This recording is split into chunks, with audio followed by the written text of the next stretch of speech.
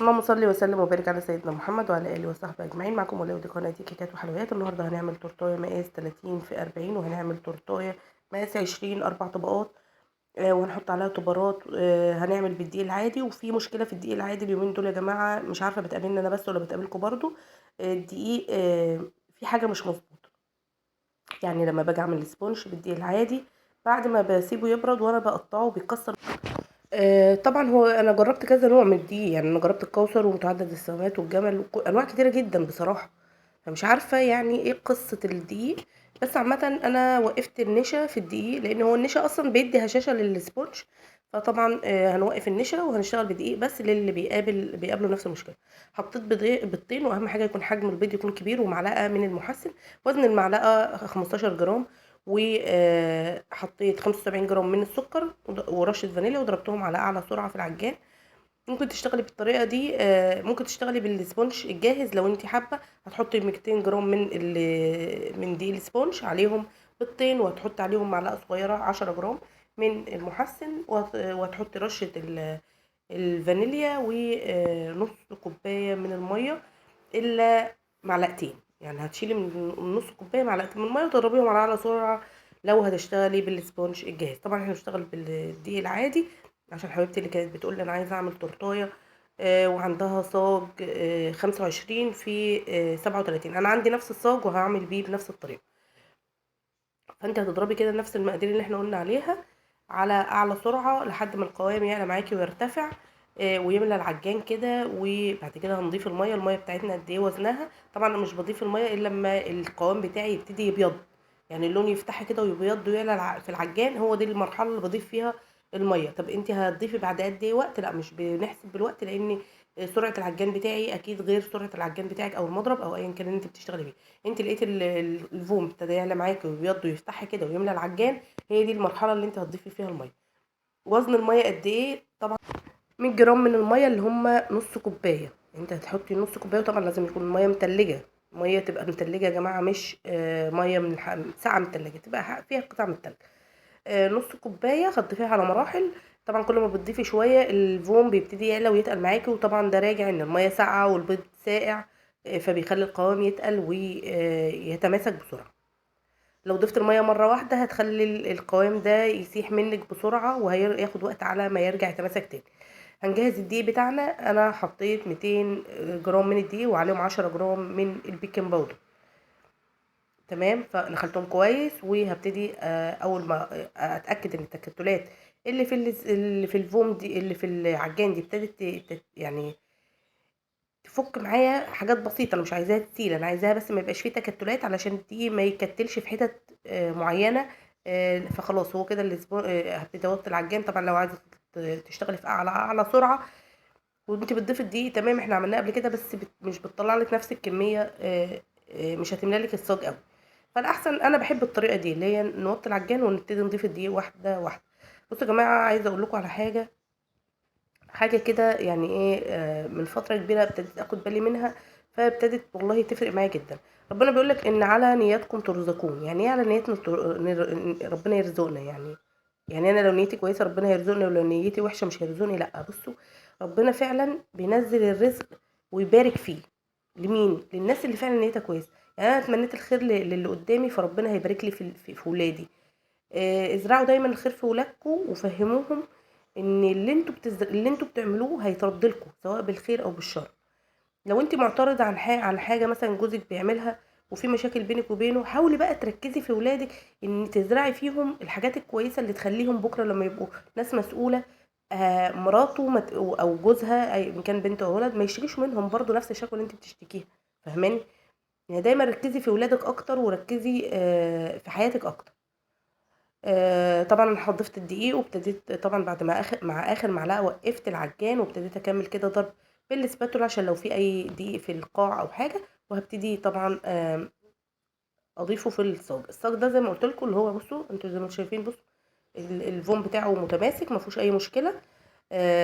يعني مش بيتفرد كده في العجان في الصاج لوحده. لما عشان حبيبتي اللي كانت بتقول لي ده انا مجرد ما بقلبه كده من الحله بتاعه العجان بلاقيه اتفرد لوحده في الصاج، لا، يبقى كده في حاجه غلط.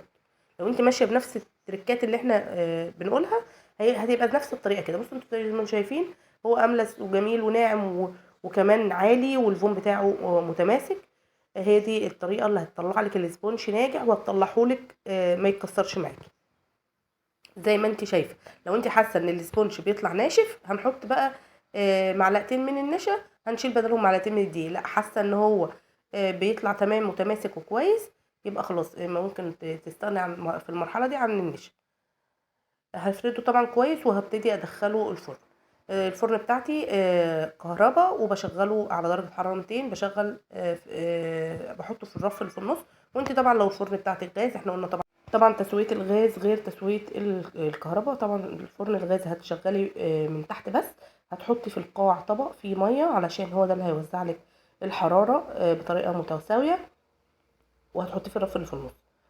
بياخد منك وقت قد ايه؟ بياخد من 10 دقايق ل 12 دقيقه، ما بيخشش حتى في الربع ساعه علشان ما ينشفش منك. طبعا عملت 3 صاجان بنفس الطريقه ونفس المقادير. ده كده صاج عملته نص ونص.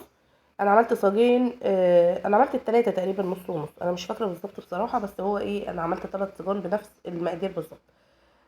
دي اول واحده ابتديت احط كده زي ما انتم شايفين. الكريمه طبعا اللي بشتغل بيها اليومين دول يا جماعه كريمه كواليتي ستار، كواليتي ستار مش تارجت ولا نيو ستار، لان النيو ستار وتارجت مش حلوين. فانت اتاكدي جدا من نوع الكريمه، لان انا مش لاقيه الفا خالص، بقالي فتره كبيره مش لاقياها. الفا كنت بجيبها ب 170 من المتحده، بس هما بيقولوا عليها طلب كتير فمش لاقياها. طبعا حطيت 3 طبقات وزي ما انتم شايفين كده انا في المرحله دي بدخلها التلاجة. لازم تشد شويه قبل ما اعمل اي حاجه تاني. يعني لو انت هتشتغلي في صاج تاني او حاجه آه، دخليها التلاجة تشد شويه، وبعد كده ابتدي اعملي شغلك اللي بعده. طبعا انا عملت صاج الصاج التاني ده اللي هو الكاكاو، عملته بنفس المقادير اللي احنا متعودين عليها. طبعا ممكن ترجعي للفيديوهات القديمه. عملته كتير معاكم بالدقيق العادي، وابتديت اقطعه كده عشان اطلع منه طلع 4 طبقات بمقاس 20. وطبعا طلع منه برده بواقي، يعني البواقي دي ممكن تطلع لك طبقه كمان 5. ده بالنسبه للناس اللي كانت بتقول لي هو ازاي صاج 32 في 42 طلع لي 5 طبقات. لا بيطلع 5 طبقات. قدامك اهو طلع 4 طبقات، وكمان شلت منه المكسر اللي هو ينفع منه طبقه. عشان كده انا بحب اشتغل زي ما قلت لكم في الصاج. بيطلع لي الارتفاع كويس بتاع السبونج، وكمان بيطلع لي طبقات كتير. طبعا زي ما انتم شايفين بالكريمه ببتدي احط طبقات. طبعا انت اهم حاجه تحط الطبقه اللي هي الكامله، واحده من تحت. وطبعا لو عندك حاجه فيها تكسير او حاجه هتبتدي تحطهم في النص، والطبقه السليمه اللي حطيها اخر طبقه. يعني طبقتين السلام، واحده من تحت وواحده من فوق، عشان هم دول اللي هيمسكوا التورتايه كويس معاكي. هدخلها برده التلاجة تشد شويه. طبعا انا بس بواقي الكريمه بحاول اغطيها كده، لان دي هتتلون من بره. طبعا ضربت كريمه تاني وبرده دخلتها التلاجة، ما عملتش اي حاجه لما شدت شويه. على ما بقى جهزت الجناش بتاعي والحاجات الشوكولاتات وقصقصت الورق التوبر وكده، وبعد كده ابتديت اضرب كريمه وحطيت عليها بصوا اقل من النقطه عشان تديني الدرجه اللي هو البينك الفاتح خالص. وانا بضرب الكريمه انا ضربت الكريمه وبعد كده جيت اجلس بيها كده، حسيت ان هي مش تمام، يعني مش عارفه عامله خرام كده تقريبا عشان ركنتها شويه. فرحت لما كل الكلام ده تاني وانا بشتغل كده، وبعد كده رجعت ضربتها تاني ورجعت جلستها تمام. عشان بس انا تبقوا فاهمين انا عملت ايه. يعني لو انت بتشتغلي وحسيتي ان الكريمه مش مظبوطه معاكي في التجليس، فيها خرام مش راضيه تتفرد، فيها مشكله، تشتغليش بيها، لميها واضربيها ضربه كمان واشتغلي عشان تطلع معاكي كويس وعشان ما تهدريش في الخامات بتاعتك. جبت السكرابر ده. السكرابر ده كنت جايباه زمان جدا، كانوا 3 مع بعض. مش عارفه والله كنت جايباه بكام، تقريبا كانوا 3 ب 80 جنيه حاجه كده. وعملت بيهم الشكل ده. هي كانت طالبه يبقى فيها الزجزاج بتاعها بلاش اللي هو المشرشر ده. قالت لي انا عايزه يبقى دوري يعني يد خطوط كده بس متباعده. فانا دورت وده لقيته انسب حاجه. وجبت كده السكرابر وابتديت اساوي السطح بتاعي واشيل الزيادات. وطبعا لازم اخد من بره لجوه. ودي كريمه على فكره انا عايزه اقول لكم على حاجه، انا مش بشتغل في المطبخ، انا بشتغل في اوضه في الشقه عندي عاملاها للشغل بتاعي، ففيها شباك. طبعا لو ما فتحتش الشباك الدنيا بتبقى ضلمه جدا، فانا بفتح الشباك علشان ينور لي، فبلاقي كميه دبان كتير جدا. وعايزه اقول لكم ان انا مشغله مروحه كمان، وبرده يعني مش عايزه اقول لكم كميه الدبان عندي عامله ازاي، ومش عارفه اعمل ايه. بقفل الشباك الدنيا بتبقى ضلمه جدا جدا، حتى الاضاءه بتبقى مش احسن حاجه. عشان بس سامحوني والله. وانا بص مشغله المروحه جنبي عشان الدبان برضو مش سايبني في حاجه. طبعا بنفس الدرجه اللي اشتغلت بيها في التورتيه اللي لسه مدخلاها التلاجة، بس انا حطيت كده على الوش كان جيلو شفاف علشان الكريمه ما تشققش، لان مش هتحط عليها على السطح. وبعد كده دخلتها التلاجة نفس درجة البينك دي برضو اشتغلت بيها التورتية التانية اللي هي 30 في 40 في التجليس يعني. وطبعا بحاول اغطي السطح كده بكمية الاول بسيطة من الكريمة. وبعد كده ابتدي اجلس التجليس الاخير، بس انا اشتغلت بقى بكمية الكريمة كلها، لان الكريمة ما بسيبها شوية ببتدي احس انها بتبتدي تعمل فراغات. فعلشان ما اركنهاش وارجع المها تاني زي ما عملت في المره اللي فاتت، فحطيت كميه الكريمه كلها وابتديت اشيل الزيادات. وده طبعا الطريقه دي مش صح قوي يعني، برضو عشان انت ما تعمليش كده وتاخد معاكي وقت. هو المفروض الاول ان احنا بنحط طبقه بسيطه من الكريمه تلمي بيها الفرفته بتاعه الكيك، وبعد كده تزودي بالكيس، توزعي بالكيس او تزودي زي ما انت عايزه. بس انا بصراحه اللي كنت مستعجله فحطيت كميه الكريمه كلها، وزي ما انتم شايفين عماله اشيل الزيادات من الجناب، لان هي كانت كميه كبيره يعني. فانا قلت ازود الكميه علشان ما الكيك كله يتغطى وما يطلعش فيه فرفته على الوش فيضايقني في التجليس. بالسكرابر كده، وببتدي اشيل الزيادات.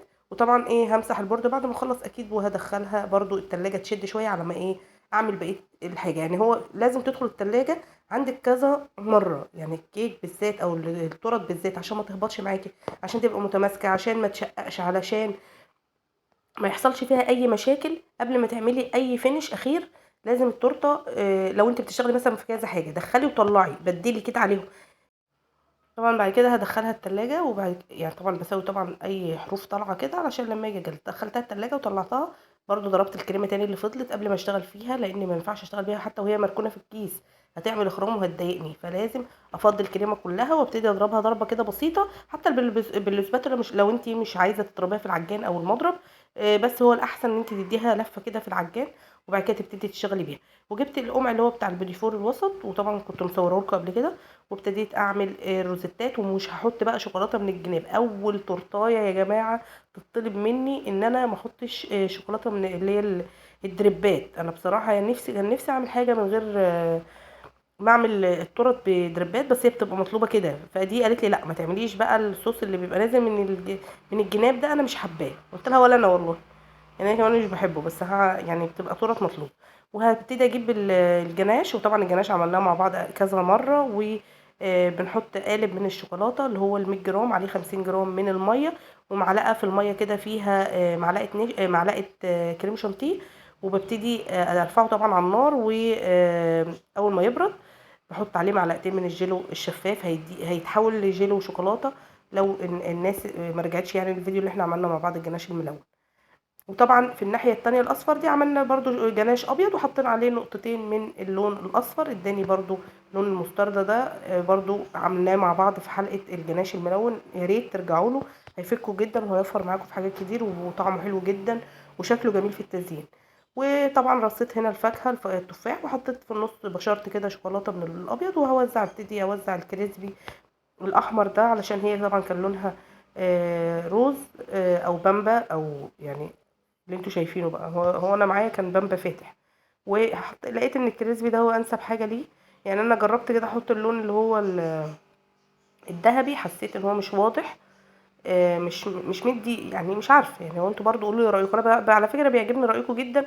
وفي ناس كتير جدا حتى بتكلمني على الخاص تقول لي عارفه انت لو كنت عملتي كذا بدل كذا كان هيبقى احلى. بيعجبني ارائكم جدا، وباخد بيها وببتدي انفذها بعد كده في فيديوهات تانية. واي حد عنده تعليق على اي حاجه طبعا هستنى تعليقاتكم الجميله. وما تنسونيش بقى في اللايك اللي دايما بتنسوني فيه. عايزه اقول لكم ان انا الفتره اللي فاتت فعلا كنت تعبانه جدا، وبشكر كل اللي كلموني وتواصلوا معايا في الكام يوم اللي ما نزلتش فيهم في فيديوهات. كان عندي دور برد جامد جدا، والحمد لله يعني اهو ابتديت اخف شويه، بقيت احسن من الاول. هحط الاسم كده في النص. عايزه اقول لكم ان احنا شغلانتنا دي ما فيهاش كلام كتير، وانتوا بتشتغلوا اذكروا ربنا وانتوا شغالين. هتاخدوا حسنات، وربنا هيبارك لكم في شغلكم. هيكمل لكم شغلكم على خير. يعني هتحسوا وانتوا بتشتغلوا بجد والله ان ربنا ميسر الامور جدا جدا، والحاجه بتخلص كده بسلاسه. طول ما انت واقفه اذكري ربنا كده، وصلي على الرسول عليه افضل الصلاه والسلام. وادعوا طبعا لشهدائنا في غزه ان ربنا يعني يرحمهم. آه وان ربنا يقف مع اهل فلسطين ويطلعهم من اللي هم فيه ده وينصرهم يا رب. طبعا احنا اقل حاجه نقدمها ليهم هو الدعاء، يعني ما نقدرش نملك اي حاجه نعملها لهم غير ان احنا ندعي لهم ان ربنا ينصرهم. طبعا بشرت شوكولاته بعد ما حطيت الاسم في النص، وبشرت شوكولاته. وطبعا ما ينفعش نحط الاسم غير لما ندخل التورتايه تشد شويه علشان الجناش يكون شد شويه، يتحمل الاسامي ما ياخدش الحروف وينزل لتحت.